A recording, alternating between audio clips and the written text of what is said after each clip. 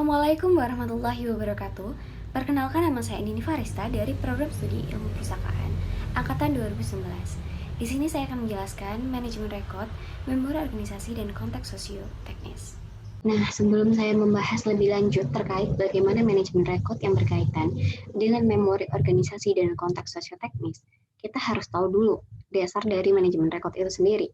Mulai dari apa itu manajemen rekod, bagaimana pengelolaan manajemen rekod, ataupun hal-hal yang berkaitan dengan manajemen rekod itu sendiri. Nah, untuk yang pertama, yang perlu kita pahami, apa sih manajemen rekod itu? Di dalam rekod atau arsip, terkandung sebuah informasi. Nah, isi informasi yang terkandung dalam rekod atau arsip memberikan suatu konteks dalam kegiatan organisasi. Organisasi melakukan kegiatan atau pekerjaan dalam rangka untuk mencapai tujuan, misi, dan visinya. Artinya, dalam kegiatan organisasi baik secara langsung ataupun tidak langsung, menghasilkan dokumen, rekod, atau arsip.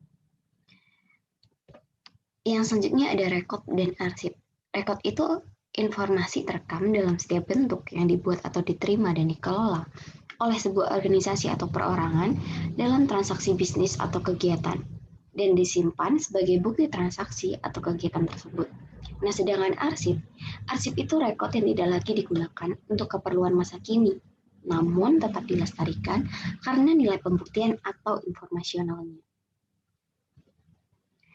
Nah, untuk itu manajemen rekod itu sendiri didefinisikan sebagai pengolahan informasi yang terekam dalam media dan bentuk apapun yang dapat diproduksi ulang yang digunakan dalam melaksanakan bisnis. Nah, setelah kita mengetahui dasar dari manajemen rekod, selanjutnya saya akan membahas terkait manajemen rekod, terkait memori organisasi dan konteks sosioteknis. Di sini ada 4 pembahasan yang nantinya akan dibahas lebih dalam. Yang pertama itu ada apa sih fungsi rekod atau arsip dalam organisasi dan masyarakat. Yang kedua ada bagaimana peranan rekod atau arsip dalam organisasi dan masyarakat. Yang ketiga, bagaimana dampak teknologi informasi dalam pengelolaan rekod atau arsip. Dan yang terakhir ada pengembangan kegiatan pengelolaan arsip terpadu. Nah, untuk yang pertama, topik yang pertama yang akan dibahas yaitu apa sih fungsi rekod atau arsip di dalam sebuah organisasi atau masyarakat. Informasi yang berasal dari rekod atau arsip tersebut memberikan konteks yang berbeda pada setiap kegiatannya. Nah, oleh karena itu, kriteria informasi yang berasal dari rekod atau arsip dibandingkan dengan informasi yang berasal dari bahan lainnya berbeda, sehingga memberikan dampak yang berbeda pada fungsi dan peranannya. Kriterianya itu ada yang pertama, arsip adalah rekod transaksi. Yang kedua, arsip merekam kegiatan atau fungsi organisasi yang tercermin dalam misi organisasi. Yang ketiga, arsip dipertahankan karena nilai berkelanjutan sebagai bahan pembuktian. Nah, arsip ini perlu disimpan karena memiliki fungsi tertentu. Fungsi yang dijalankan arsip yaitu sebagai pusat ingatan, sumber informasi, atau alat pengawasan bagi pimpinan organisasi. Untuk yang selanjutnya, arsip dibedakan menjadi 2 nih secara fungsionalnya. Yang pertama ada arsip dinamis, yang kedua ada arsip statis. Nah, arsip dinamis ini adalah arsip yang dipergunakan secara langsung dalam perencanaan, pelaksanaan, atau penyelenggaraan kehidupan kebangsaan. Pada umumnya atau dipergunakan secara langsung dalam penyelenggaraan administrasi negara. Nah, kalau arsip statis sendiri, arsip tidak dipergunakan secara langsung untuk perencanaan, penyelenggaraan kehidupan kebangsaan pada umumnya, maupun untuk penyelenggaraan sehari-hari administrasi negara. Jadi, memang arsip ini digunakan dan dipertahankan. Yang selanjutnya, tujuan dari mempertahankan rekod sendiri itu apa sih? Yang pertama nih, ada informasi menyediakan dan memberikan informasi kepada institusi yang bersangkutan yang diperlukan untuk melanjutkan, mengembangkan, atau memperbaiki aktivitas bisnisnya. Dalam hal ini, informasi dibutuhkan untuk mengambil keputusan. Nah, yang kedua ada bahan bukti, memberikan pembuktian untuk melindungi institusi dari kasus-kasus ilegal atau tuntutan lainnya. Banyak instansi yang memperoleh kontrak kerja, pesanan dari pemerintah sehingga institusi tersebut harus beroperasi sesuai dengan kebijakan dan prosedur pemerintah. Arsip dinamis yang ada di badan korporasi tersebut yang ada kaitannya dengan pemerintah tunduk pada retensi dan kriteria pemusnahan arsip inaktif. Di samping harus tunduk juga pada ketentuan badan korporasi. Yang ketiga ada akuntabilitas, yaitu memberikan akuntabilitas sesuai dengan lingkungan peraturan perundang-undangan di mana institusi tersebut beroperasi. Arsip dinamis melestarikan sejarah untuk generasi mendatang. Bila mana rekaman tersebut hilang atau rusak, sebagian besar informasi yang terkandung di dalamnya tidak dapat diperoleh kembali. Bagian informasi yang diperoleh kembali seringkali hanya merupakan hasil karyawan dan mungkin mengalami distorsi yang menyimpang dari rekaman semula. Nah, untuk mengambil keputusan yang tepat, manajer ini harus memperoleh informasi yang tepat, karena keputusan akan baik bila mana informasi juga diterima baik. Sebagian besar informasi yang digunakan untuk pengambilan keputusan bersumber dari arsip dinamis. Sementara itu, proses pengambilan keputusan meliputi penentuan masalah, mengembangkan alternatif, menilai alternatif, memilih dan menerapkan pemecahan yang terbaik, dan menilai keputusan yang sudah diambil.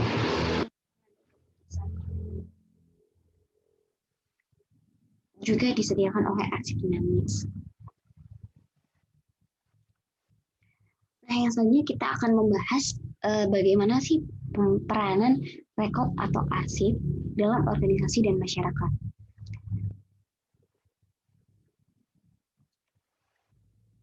Apa pentingnya informasi di dalam pengambilan keputusan? Nah, di sini memiliki tujuan utama memberikan informasi pada pembuatan keputusan. Yang pertama ada mengurangi ambiguitas, yang kedua ada memberikan laporan hasil pengamatan mengenai lingkungan di mana organisasi tersebut beroperasi, yang ketiga menilai sejarah, keadaan sekarang dan masa yang akan datang, yang keempat ada mengevaluasi proses yang berlangsung dan memantau kemajuan. Nah, dengan demikian dapat dikatakan bahwa kehadiran informasi menjadi suatu hal yang sangat penting bagi sebuah organisasi.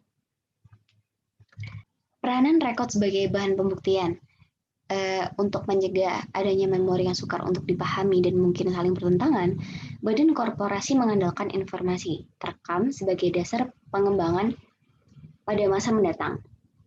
Arsip dinamis atau rekaman yang akurat diperlukan untuk menjadi informasi latar belakang bagi perencanaan masa mendatang, sekaligus memanfaatkan pengalaman masa lampau. Nah, selanjutnya ada peranan rekod sebagai akuntabilitas.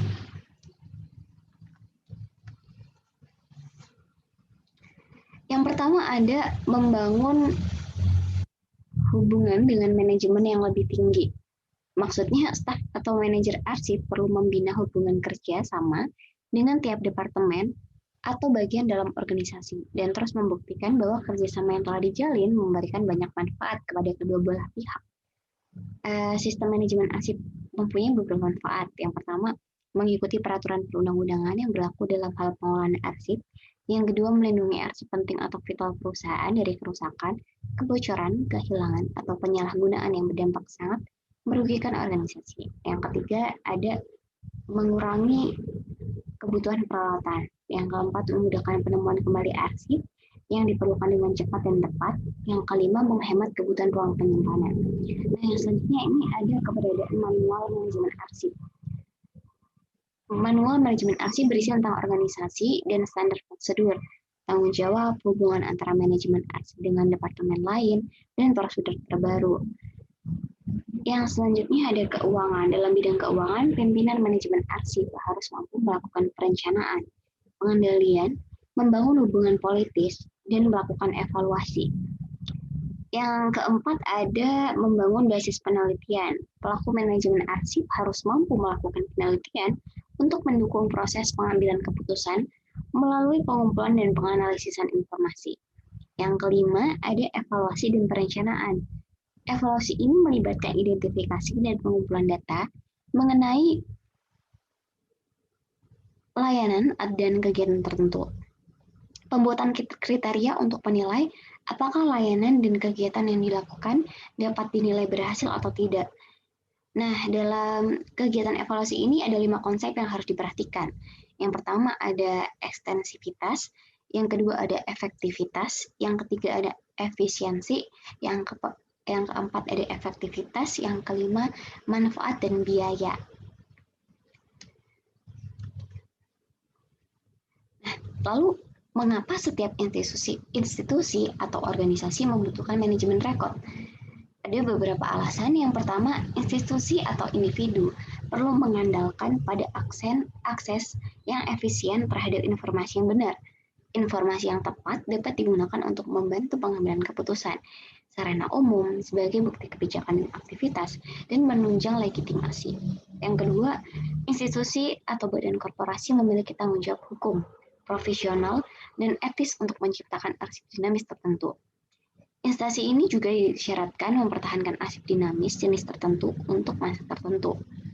Yang ketiga, institusi perlu mengawasi jumlah informasi yang diciptakan dan disimpan, karena alasan ekonomis dalam penyimpanan pemeliharaannya. Jumlah rekod dan arsip yang banyak membutuhkan tempat penyimpanan yang besar, padahal kemungkinan penumpukan arsip tersebut sudah tidak berguna. Hal ini menyulitkan dalam temu kembali informasi yang relevan, serta terjadi peningkatan biaya pemeliharaan ruangan.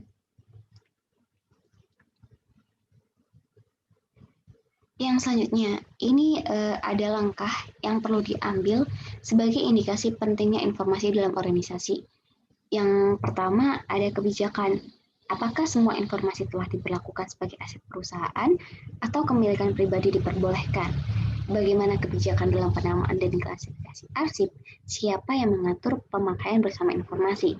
Yang kedua ada standar. Apakah semua berkas sudah didaftar? Standar apa yang digunakan?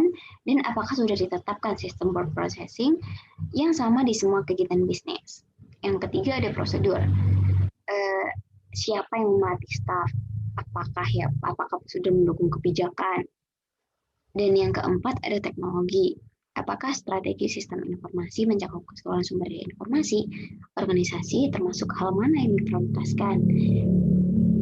Apakah mereka yang memegang bagian sistem informasi sesungguhnya memahami pentingnya pendekatan terpadu terhadap seluruh aset informasi bisnis? Nah, yang akan kita bahas selanjutnya adalah apa dampak teknologi informasi dalam pengelolaan rekod atau arsip. Arsip ini merupakan sesuatu yang hidup, tumbuh, dan terus berubah, seirama dengan tata kehidupan masyarakat dan tata pemerintahan. Ada syarat-syarat keaslian untuk sebuah arsip. Untuk menjaga kelestarian dan keaslian isi sebuah arsip, kita harus memahami secara baik-baik syarat-syarat keaslian sebuah arsip. Yang pertama ada otentik. Untuk menunjukkan keautentikan sebuah arsip, organisasi harus mengarsiptasikan dan melaksanakan dengan baik kebijakan dan prosedur yang mengawasi penciptaan, transmisi, dan pemeliharaan arsip untuk menjamin bahwa pencipta arsip dapat dikenal dan memang mempunyai kewenangan untuk menciptakan arsip. Nah, yang kedua ada andal. Suatu arsip dikatakan andal jika isinya dapat dipercaya. Yang ketiga bulat, suatu keharusan bahwa sebuah arsip terlindungi dari adanya perubahan. Kebijakan dan prosedur manajemen arsip harus menjelaskan tambahan atau anotasi yang mungkin dibuat pada sebuah arsip sesudah masa penciptaannya. Yang keempat ada siap pakai. Sebuah arsip dinyatakan siap pakai jika dapat diketahui lokasinya, dapat ditemukan kembali, dapat diperlihatkan, dan dapat ditafsirkan. Yang kelima ada akurat, memadai, dan lengkap. Sebuah arsip harus dengan benar menggambarkan apa yang telah dikomunikasikan, diputuskan, atau dilakukan. Bagi manajemen rekod sendiri, penggunaan komputer memberikan pengaruh yang berarti terhadap proses pengolahan, penyimpanan, pemeliharaan, dan penyajian informasi. Pemanfaatan produk teknologi yang membuat canggih menimbulkan dua hal yang signifikan. Yang pertama ada menimbulkan komputerisasi atau lazim yang disebut sebagai otomasi di bidang manajemen kearsipan. Yang kedua, menciptakan apa yang disebut sebagai rekod elektronik sebagai keluaran fisik dari komputer. Ini selanjutnya ada arsip kertas sebagai alat bukti. Kemampuan kertas sebagai medium penyimpan isi informasi, data, dan ilustrasi untuk bahan arsip atau arsip tidak lagi aman untuk menjaga keaslian dan keautentikan isi kandungan yang disimpan. Arsip kertas juga tidak steril dari manipulasi isi sehingga keaslian dan keautentikannya serta keberadaannya menjadi masalah yang besar. Nah, selanjutnya ada arsip elektronik sebagai alat bukti yang sah. Salah satu tujuan utama dalam pengelolaan arsip adalah untuk memastikan bahwa arsip sebagai bukti kegiatan transaksi dapat tersedia ketika diperlukan. Media elektronik sebagai alternatif baru penyimpanan data dan informasi transaksi bisnis sejauh mampu melestarikan keaslian isi, maka sarana tersebut secara logika dapat dipakai sebagai alat pembuktian yang sah. Ada syarat kelengkapan dari arsip elektronik sendiri sebagai entitas logis. Rekod elektronik mempunyai 3 atribut, yaitu isi, konteks, dan struktur yang akan dijelaskan. Yang pertama ada isi. Isi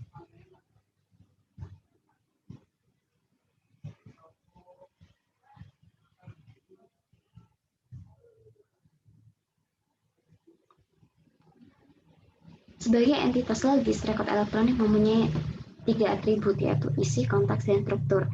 Isi adalah tentang apa rekod tersebut. Struktur berkaitan dengan baik penampilan maupun penyusunan isinya.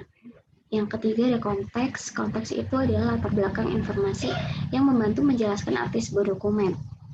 Nah, yang selanjutnya ada syarat kelengkapan dari unsur-unsur bentuk intelektual.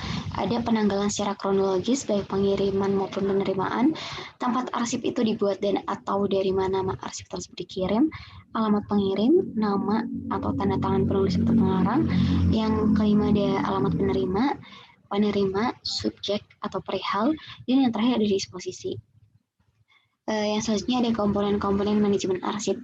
Ada pencipta, judul, tanggal, nomor klasifikasi, informasi seri, alamat yang dituju, koleksi data, isi, sumber-sumber yang berkaitan, material pendamping, pembatasan dalam pemakaian, tipe data, ukuran, kebutuhan teknis, informasi mengenai retensi, dan informasi mengenai disposisi.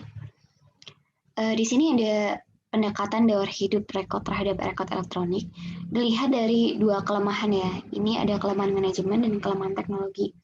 Dari kelemahan manajemen, para manajer arsip dan arsiparis sering tidak mampu mengomunikasikan kebutuhan-kebutuhan mereka secara baik dan tidak mampu menjalin hubungan kerja yang berimbang dengan para manajer teknologi informasi, atau para manajer arsip tidak mau melibatkan diri dalam penerapan teknologi informasi.